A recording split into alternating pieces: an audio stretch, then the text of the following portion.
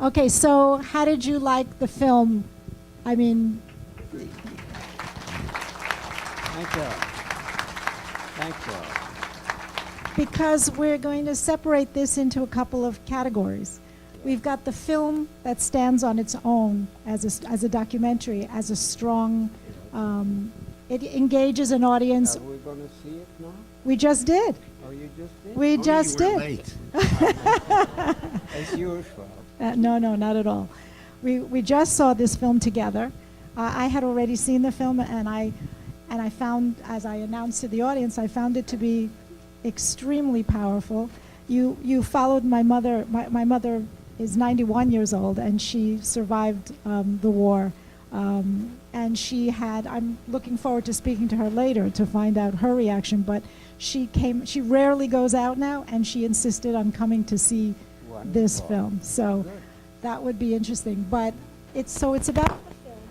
It's about you. It's clearly your story. You are revealed to be not that there's just, but you are a photographer. Oh, there's my mother. Mom. Sorry to announce your age. She cannot You be don't look older it. than No, well, only a few years younger, but she's 96. you're 96. Oh my goodness, that deserves a round of applause. Fine. I Don't just- rush it. Don't be in a hurry. Oh. Well, 1 week I'll be. Anyway, we are happy that you're with us, whatever the age. It's a pleasure to be here. And in addition to that, we're looking at your work. We've already invited everyone here to come next door to see the power of your work.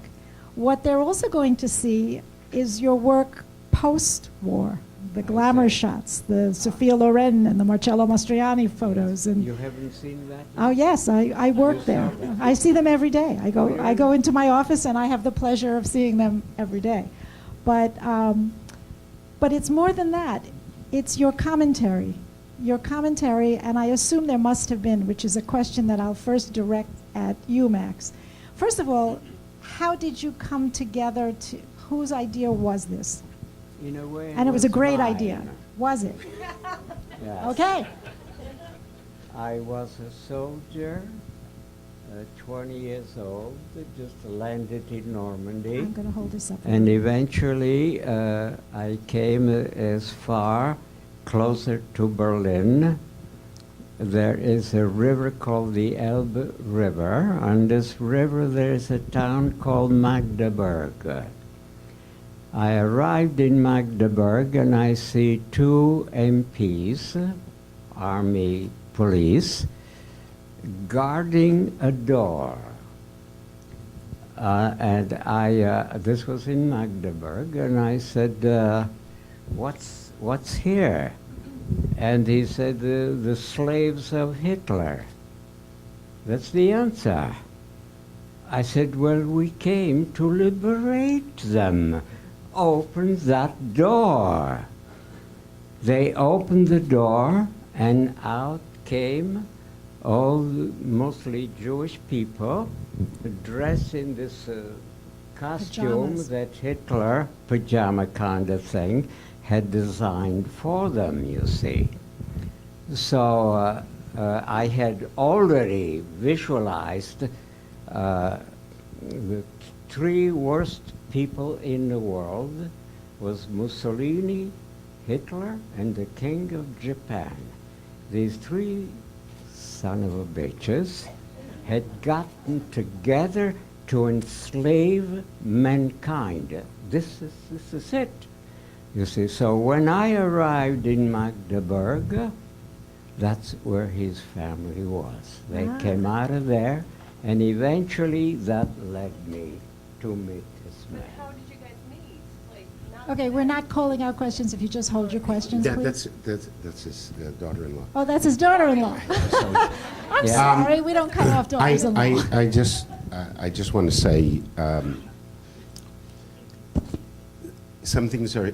I've done a lot of films with Holocaust survivors and veterans, and it's very difficult to remember things the way they were. Tony has a remarkable memory. Extraordinary. extraordinary. Just the way I actually met Tony was I just finished a film for CNN about Americans in Germany and 50 years of Americans in Germany after the war. And there was a book that was coming out called Entering Germany by Taschen Books that Tony had photographed with his experiences after the war. And the PR person, who was very sweet, said, "Oh, you got to meet Tony Vaccaro." And I said, "Really? Why?" And she said, "Look at this book." And I looked at the book; it was amazing. And then I met Tony, and she said, "And he lives in Long Island City, right near you." And I said, I got to meet him. And we fell in love. Yeah. We did. Tony has been part of my Thanksgivings and, periods, all these very special events. And then at one point I just said to him, why don't we go back to Europe? Do you think you could photograph these things that you saw in certain places? He showed me each one of the great photographs that he took. There were combat photographs, and there were thousands. And it was amazing. He knew every spot. I see that. We all saw that. We went back to where I had been. I took... He took me by the hand. Yeah. we had a great time, actually. We Yes. went with a very small crew. I shot Tony, and what was interesting was normally I use a cameraman, a separate cameraman, but this time I decided to film it myself. I had been doing that before, but I decided to film it myself because I knew Tony so well that I knew his reactions to certain things, that he would look or point to certain things, and as I asked him the questions, I could turn to them, and I knew the point where he was going to say something that was so powerful because I knew the story so intimately, and I could then come in on a close-up and all that. So it was a very wonderful experience, and I have these great pictures of him snoring in the front seat of our van as we're crossing across, going across southern France. But there's so much more. I mean, this is just an hour and 10 minutes, but we have hours and hours of amazing tales. What's your favorite story? I was lucky. What's your favorite story? The favorite story is the very beginning of my career. Oh. Which part? I arrived, I was asked to go and lecture somewhere. You don't want to hide your face. I don't remember exactly what it was, but it involved the American embassy, and I had to go there. But while I waited, I had to wait in order to arrive in Paris at the American embassy. Suddenly, I saw in a shop beautiful Greek sculptures, and I had decided that in my life I should be a sculptor. So I did get this head of Lincoln that had been sculpted. I paid a fortune for it, and I took it to show it to my high school teacher, Mr. Bertram Lewis. And he says, Tony... You remember your high school teachers? Come on, you got to give him a hand for that. So I bring this sculpture, Greek sculpture, to Mr. Lewis, and he says, that's pretty good, Tony, but you are, don't you ever forget this, you are a born photographer. Yes. And that was it. from then on, I took off, and eventually I read about the doings of this man on 23rd Street, way back there, the very beginning. Yeah, we were doing work. I was doing work on a different film with Gene Smith. So, Right. Perhaps was Gene Smith that put me up to you. I It's don't. quite- I don't remember, but it's I quite do want. possible. You know, this is such precious little time, but just to show you something about Tony, which is a great story. He may be embarrassed to say it, but it was a great story. No, it's a great story. I want you to tell us the story when you're living on the Upper West Side and Sophia Loren comes to visit you Sounds like a good story. to be photographed. Okay, go ahead. Come on. I lived I had a penthouse at 6 West 77th Street. And a famous penthouse because many great people came there. But that's, I had seen pictures of Sophia, and I had this desire to photograph her. Who Who did you photograph in the morning in Central Park? Models, right? is a model. Yeah. I did some fashion clothes for a magazine I was working at that time, and then I left them and I go back to this appointment I had made with a lady that I didn't know. Named Sophia Loren.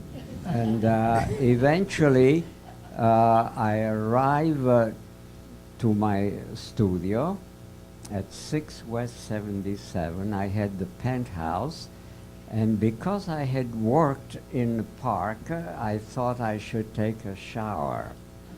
It's But getting good. She arrived half hour before the appointment, so the bell rings, and I looked at the watch, and I said, well, it's not her. Models, stars usually don't come there. So anyway, I just put a towel around me, and I'm all wet. I open the door, and there is Sophia Loren. And she says, Tony Vaccaro, always ready.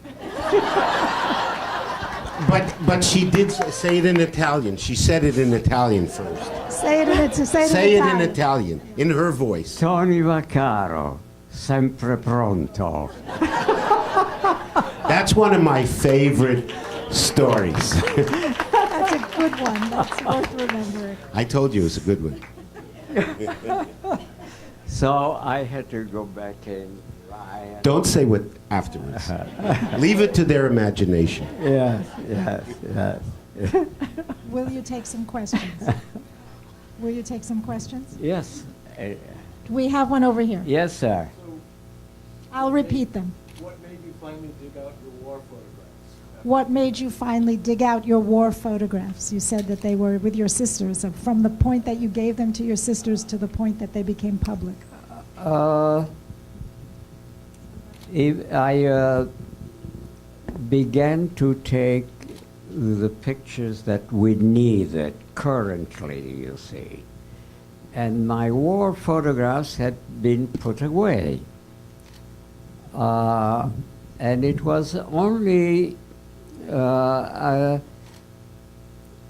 actually, I was very lucky because living in this penthouse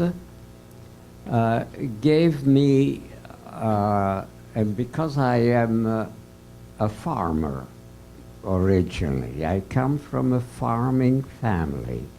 So when I arrived in this penthouse, I made boxes, put dirt in it, soil in it, and began to grow things. So within a few years, I was very green all over, and all around Central Park, all the buildings around Central Park were yellow, you see. But then suddenly they began to see my penthouse, and now every building has penthouses that grow things.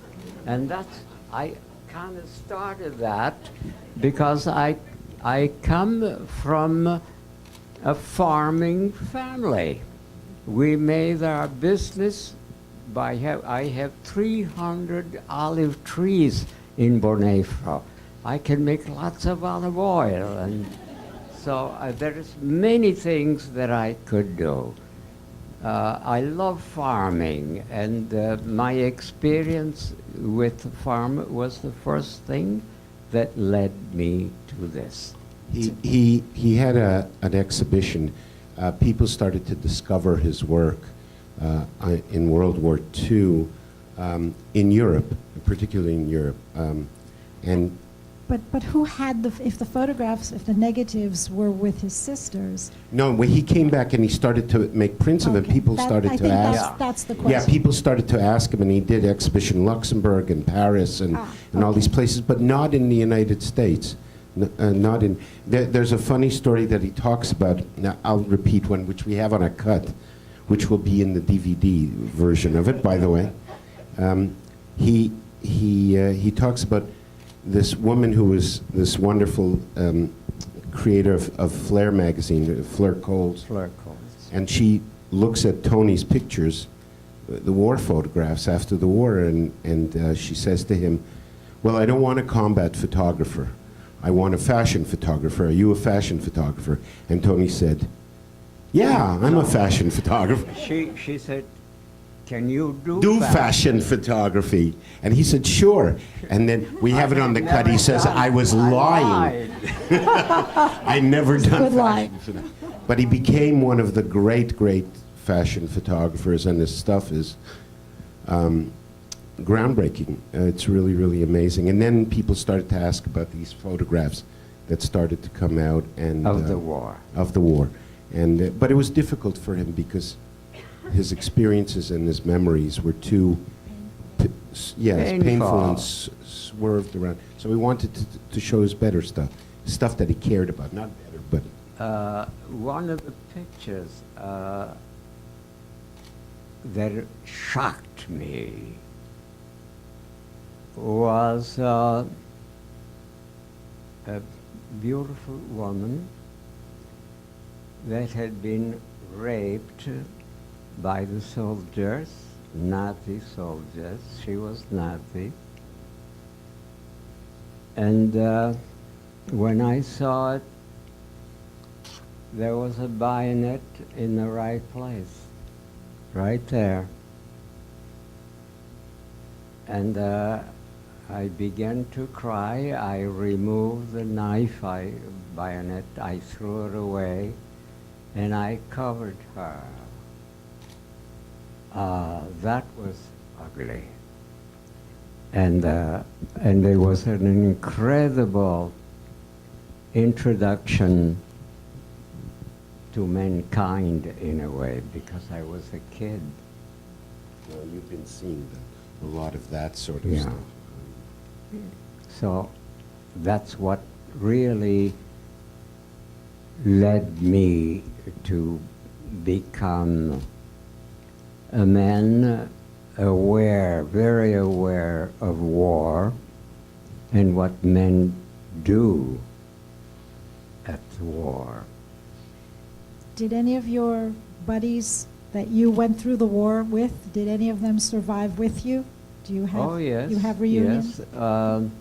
I was fortunate to be placed in an intelligence platoon that didn't keep me in front line all the time. If I was in front line all the time, I wouldn't be here. There's no question about it. Actually, they were called, his unit was called INR, which is Intelligence and Reconnaissance, and he's being humble. Reconnaissance, yes. INR guys were basically the scouts, and the ones that did go out in front, the Germans and the Japanese in the Pacific did not usually try to shoot the INR guys for one simple reason: let them bring in the rest of the platoon or the rest of the company. Yes. So in some ways, the fact that he was in this small unit, but it was extremely dangerous, and very few INR guys survived. We're going to take another question.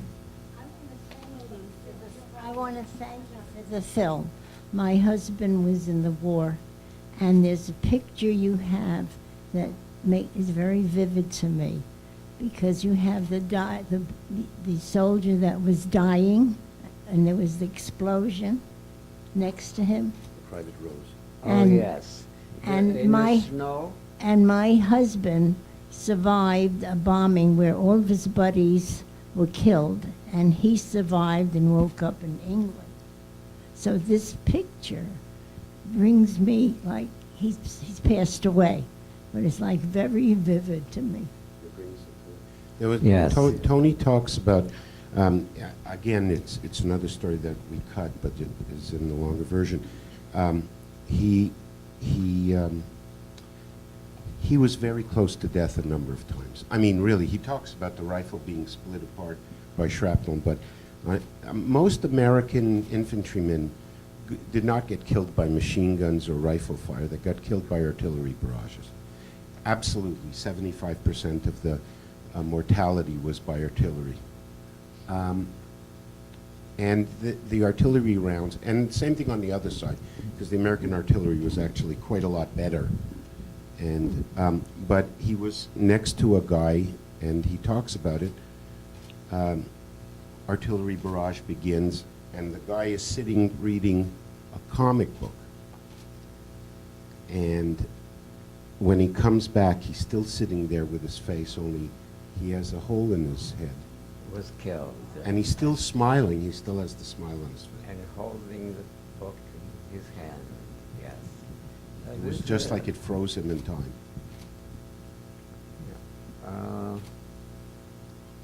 We have a question. Yes. Hold it. We want everybody to hear. Okay. So, are photographers made or born? Are photographers made or born? I think they are. I think they are made. I kind of had to fight to become a photographer. But your desire to capture images, you said you were doing it in high school, right? Yes, I started, it was Mr. Lewis in high school that made me a photographer. I sculpted the face of Lincoln.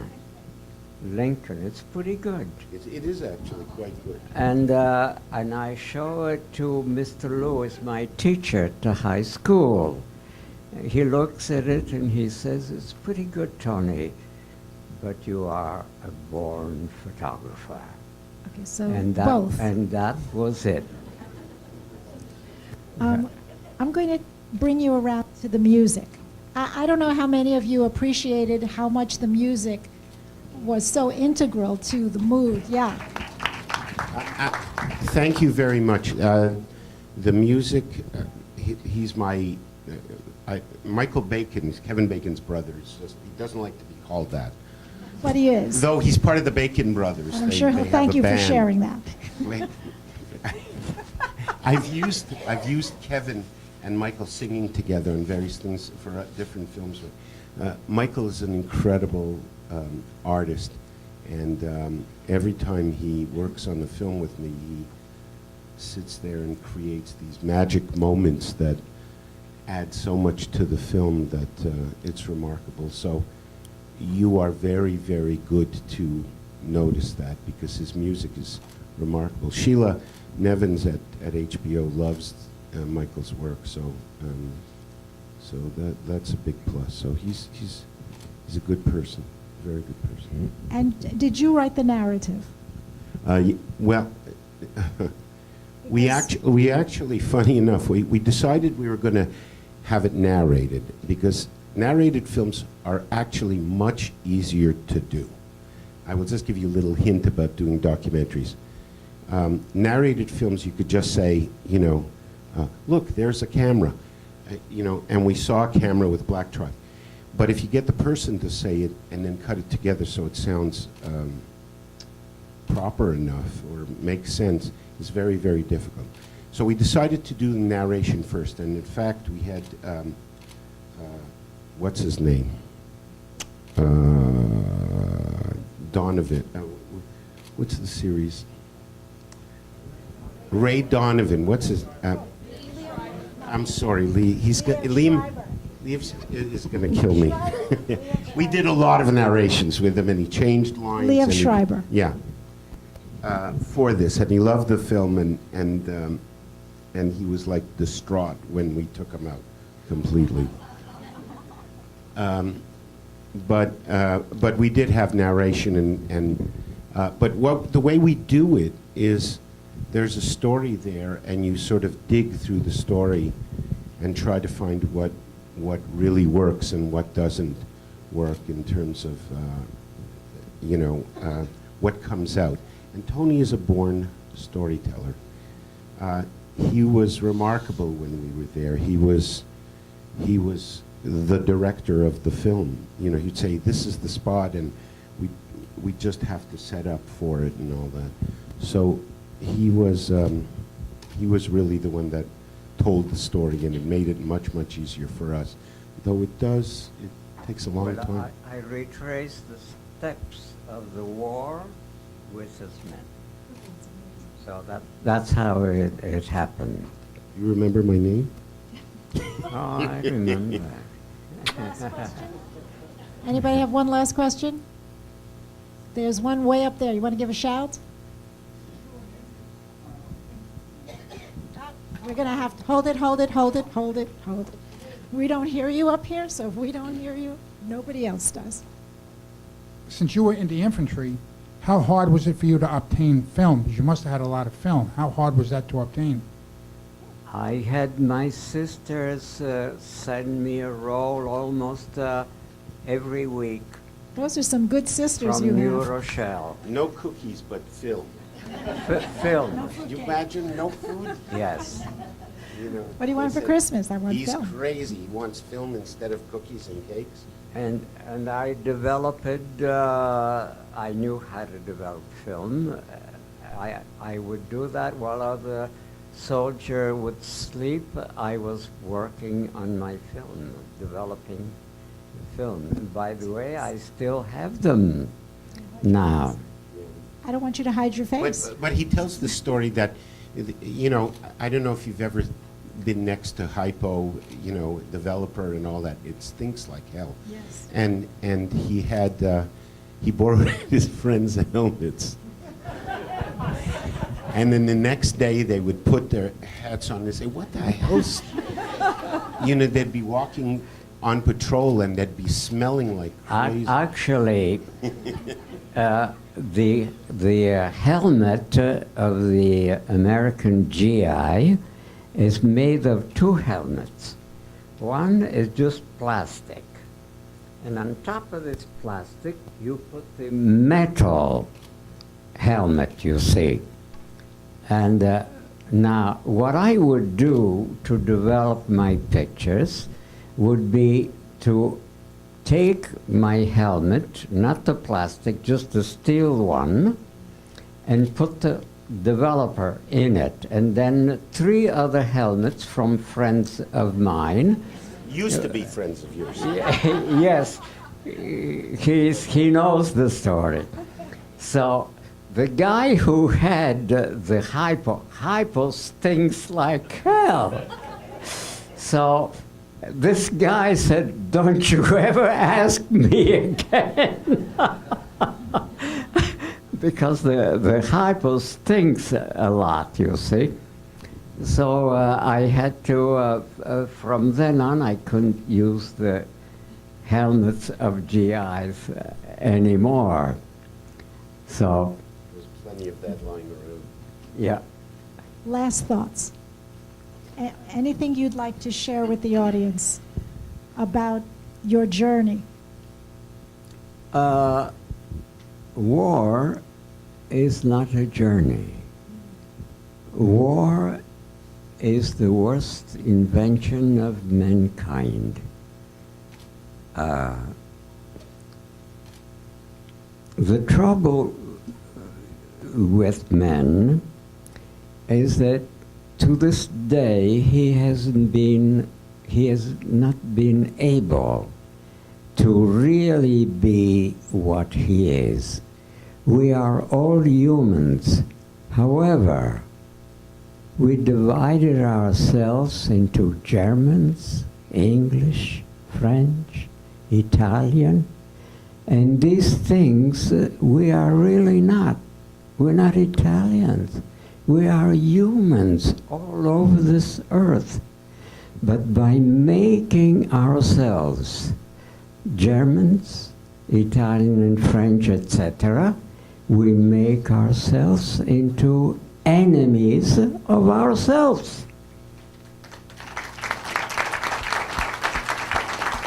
So, what must we do? I thought when the UN was formed, I said, thank God, finally man is becoming man. No, we're still Italians, we're still French, we're still Germans. Now, if we take red blood from a German, from the Italian, from the French, from all the other people, it's not different. But we stupidly make ourselves different. And that's what there are now around this earth, people in wars. And that's tragic.